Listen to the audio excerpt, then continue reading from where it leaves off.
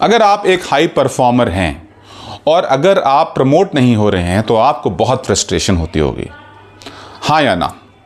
I am sure होती होगी, क्योंकि ऐसा किसी के साथ भी हो जो बहुत अच्छा काम कर रहा हो, बहुत हाई परफॉर्मेंस दे रहा हो और अपने सारे गोल्स अचीव कर रहा हो, फिर भी उसका प्रमोशन ना हो रहा हो और दूसरों का हो रहा हो, उसे बहुत तकलीफ होती है। तो दोस्तों, मैंने सोचा क्यों ना आपको कुछ ऐसी बातें बताऊं जिससे कि शायद अगर आप एक हाई परफॉर्मर हैं और अगर आप प्रमोट नहीं हो रहे हैं और अगर आप वो ध्यान रखेंगे तो शायद आपका भी भला हो जाए। दोस्तों, मेरे पास हैं वो 5 टिप्स जिनसे आप अगर हाई परफॉर्मर हैं तो आप इंश्योर कर सकते हैं कि आप भी लगातार ग्रो करें। दोस्तों, सबसे पहला प्रॉब्लम एक हाई परफॉर्मर का यह होता है कि एक हाई परफॉर्मर परफॉर्मेंस तो अच्छी करता है, काम तो बहुत अच्छा करता है, अपने गोल्स भी सही सेट करता है, टाइम पे उन्हें उन टाइमलाइंस के साथ साथ उन्हें अचीव भी करता है, पर एक काम वो करना भूल जाता है, वो होता है अपने काम को, अपने गोल को जो अचीव कर रहा है उससे वो प्रमोट नहीं करता, उसे वो उन लोगों तक नहीं पहुंचाता जिन तक पहुंचना वो बहुत ज़रूरी होता है। और उसमें आपके मैनेजर्स के मैनेजर्स और वो सभी की स्टेक होल्डर्स जो आपके बारे में एक फीडबैक अगर दे या दे सकते हो तो आपका प्रमोशन तय होता है। सो मेक श्योर अगर आप एक हाई अचीवर हैं तो अपने काम को प्रमोट करें, और उसको करने के लिए जब भी कोई एक बड़े प्रोजेक्ट का एक छोटा सा पार्ट भी आप अचीव कर लेते हैं, मेक श्योर उस छोटे से विन को सेलिब्रेट करने के लिए उन सभी लोगों को बुलाएं, शाम को हो सके तो बुलाएं और उसे सेलिब्रेट करें। उस सेलिब्रेशन से उनके दिमाग में वो बात रहती है कि इसने एक बड़े गोल का एक पार्ट अचीव किया है, ही इज़ एन अचीवर। और जब आप एक फाइनली उस पूरे प्रोजेक्ट को कर लें, कंप्लीट कर लें, सक्सेसफुली कर लें, उस गोल को, उस बड़े गोल को अचीव कर लें, उसके बाद एक बड़ा सेलिब्रेशन दें, उसके बाद वो भी उनके दिमाग में बैठ जाता है। और अगर आप सेलिब्रेशन नहीं भी करना चाहते हैं, एटलीस्ट उन तक ये बात ज़रूर पहुंचाएं। मेक श्योर कि आपके बारे में मेल्स, ईमेल्स फ्लोट करें ऑन कंग्रेचुलेशंस, और उसके लिए कहीं ना कहीं आपको उन सभी स्टेक होल्डर्स के साथ नेटवर्किंग करनी ज़रूरी है और उनके साथ वो कम्युनिकेट करना ज़रूरी है कि आपने अचीव किया है और आपके बारे में ये बाकी लोगों को उस ब्रांच में, उस रीजन में, उस जोन में बताया जाए। ये हर ऑर्गेनाइजेशन में होता है, बट बहुत बार कुछ लोग छूट जाते हैं क्योंकि वो इस बात को ध्यान नहीं देते। कहते हैं अगर मैं काम कर रहा हूं तो अपने आप ही लोगों को दिख जाएगा। तो दोस्तों, अपने आप लोगों को कुछ नहीं दिखता। अगर नहीं दिख रहा है और आप काम करे जा रहे हैं तो उसे आपको बताना भी चाहिए। That's one thing.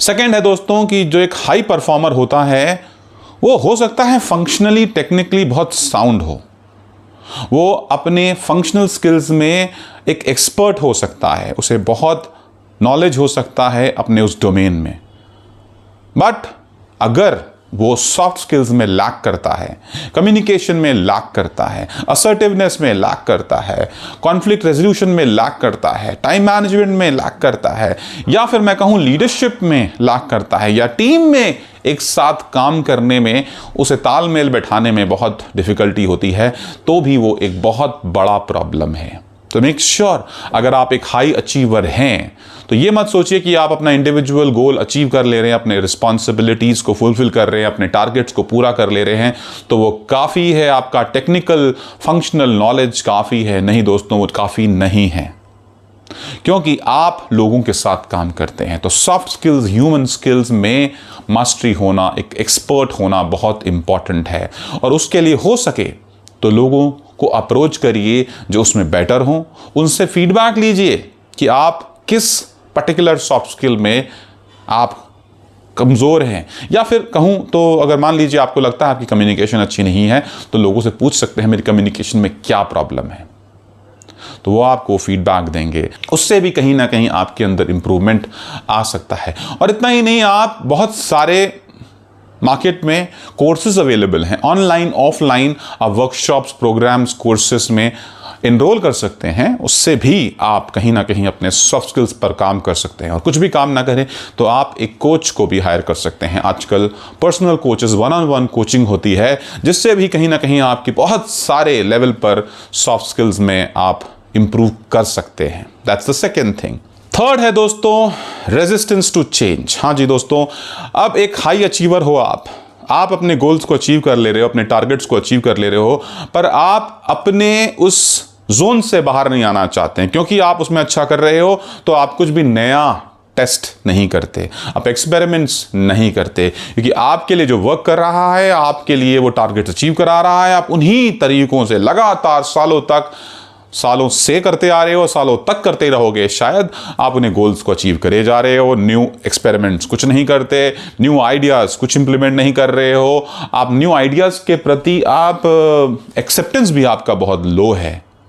और इस वजह से क्या होता है, आप एक कंफर्ट जोन में आप फंस के रह जाते हो और आप ग्रो नहीं कर पाते, जो कि बहुत इंपॉर्टेंट है अगर आप चेंज करना चाहते हो। हाँ, चेंज के लिए चाहिए अडेप्टेबिलिटी, और अडेप्टेबिलिटी अगर आप दिखाएंगे तो उससे भी कहीं ना कहीं आप लोगों की नज़र में भी आएंगे और आप लायक बनेंगे नेक्स्ट प्रमोशन के।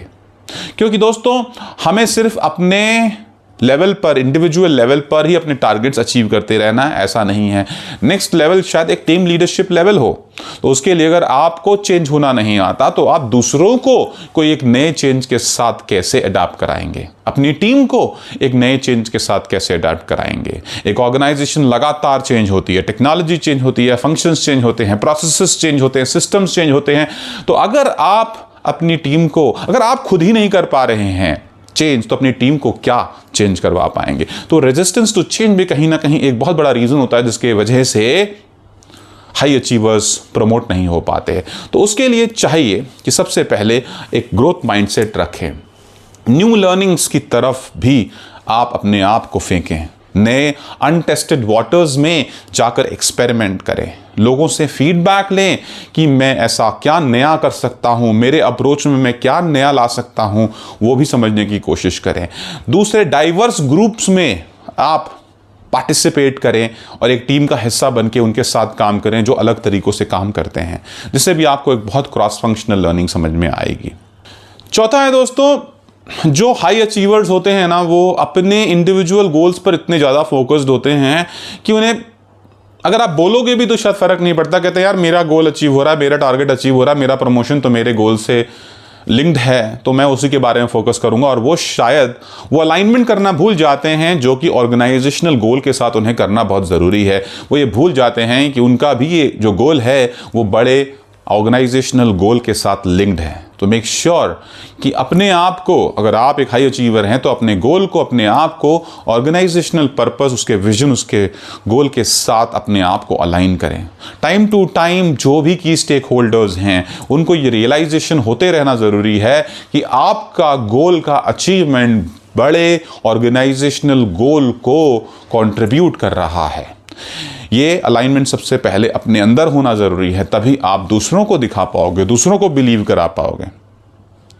और पांचवा दोस्तों, जो हाई अचीवर्स होते हैं वो उनको एडवोकेट करने के लिए, उनको प्रमोट करने के लिए भी मार्केट में या कह लीजिए आपकी कंपनी में लोग नहीं होते। क्यों? क्योंकि वो इतने फोकस्ड अपने ऊपर होते हैं कि उनकी लॉबिंग करने के लिए कह लीजिए या उनको प्रमोट करने के लिए काफ़ी लोग नहीं होते।